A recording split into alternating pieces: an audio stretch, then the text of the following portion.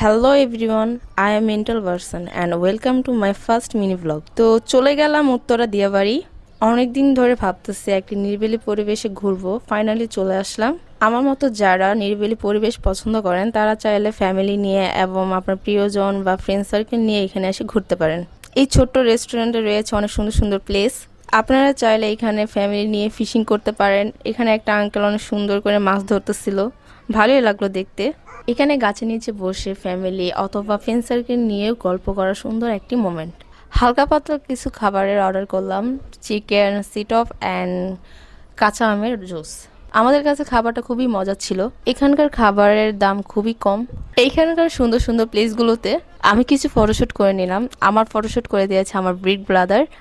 এখানে গিয়ে আপনারা নতুন একটা সদস্য পেয়ে যেতে পারেন। আমি ফার্স্টে খুব ভয় পেয়েছিলাম, ভেবেছিলাম হয়তো সে আমাকে কামড়ে দেবে, but she is so cute. সব শেষে আমরা নৌকা রাইড করলাম।